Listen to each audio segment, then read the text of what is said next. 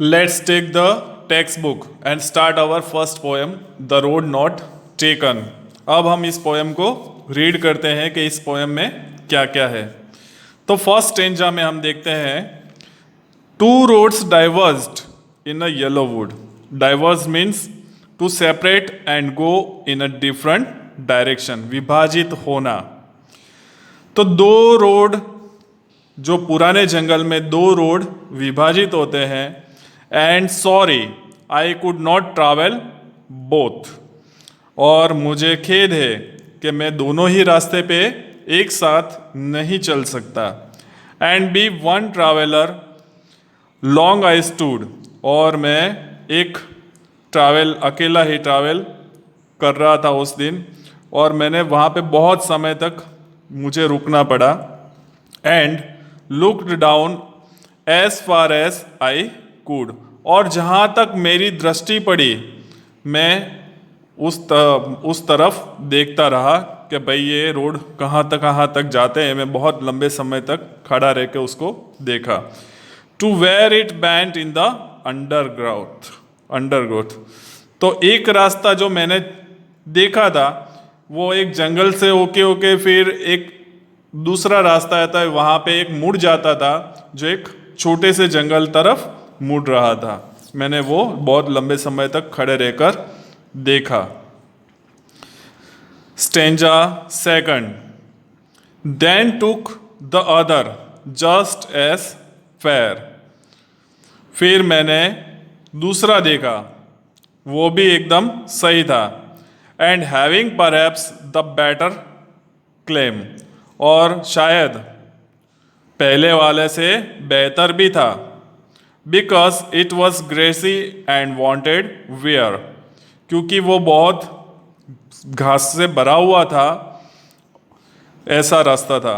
दो as for that the passing here and had worn them really about the same.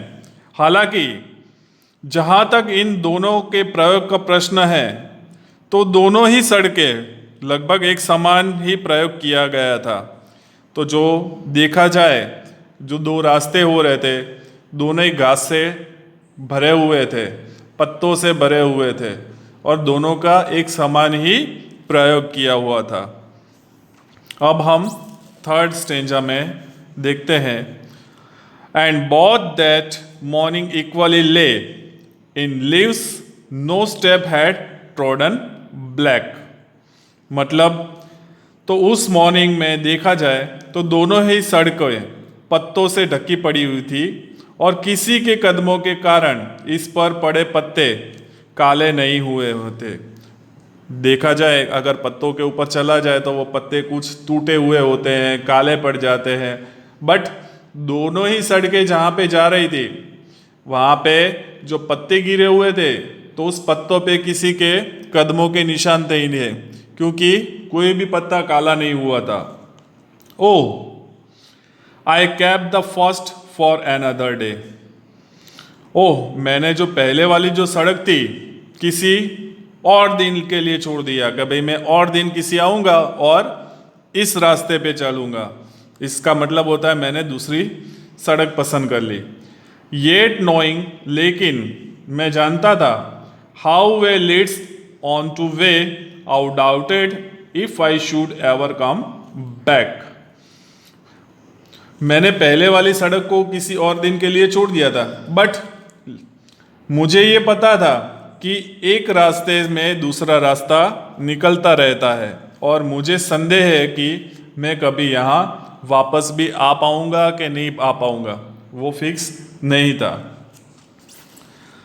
Third stanza. I shall be telling this with a Sai. Sai मतलब बखान करते हुए. मैं future में शल यहाँ पे यूज़ किया हुआ है, फ्यूचर टेंस बताते हैं हमें, तो मैं फ्यूचर के अंदर ये बखान करते हुए बताऊंगा, somewhere ages and ages hence. तो अभी का जो समय है उसके बहुत लंबे समय के बाद, two roads diverged in a wood, के दो रास्ते वुड के अंदर जा रहे थे. And I took the one less travel by, और मैंने जो पसंद किया था वो बहुत कम लोगों ने पसंद किया हुआ था रास्ता, वो ही मैंने पसंद किया है। And that has made all the difference. और वो रास्ता जो मैंने अपनाया, इसके कारण इतना बड़ा परिवर्तन मेरे जीवन में आया था। तो हमें डिफ़िकल्टी से आगे बढ़ना है, उसके ऊपर उठ के एक मुकाम बनाना है। तो हम कुछ अलग करेंगे तो ही सबसे अलग हो सकते हैं। और हमारा डिसीजन जो लिया है हमने, चॉइस हमें मिली है, तो वो चॉइसेस के बाद हमें सक्सेसफुल बन के हम वो जो बखान करते हैं, तो उसकी मज़ा ही अलग है। तो आप भी कुछ ऐसा कीजिए कि सबसे अलग हो, और जो सक्सेस बन जाए तो हम भी आगे बता सके फ्यूचर के अंदर। अब हम इसके क्वेश्चन आंसर के बारे में बताएंगे।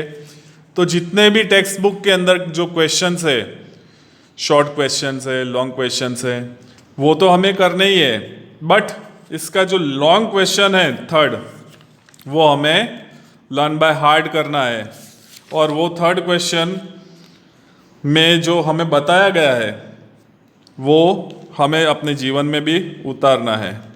Thank you. जो क्वेश्चन आंसर्स हैं इसके अंदर जो दिए गए हैं, तो वो मैं आपको अपने ग्रुप में भेजूंगा, वो आपको लर्न करने अपनी टेक्स्ट बुक के अंदर लिखना है।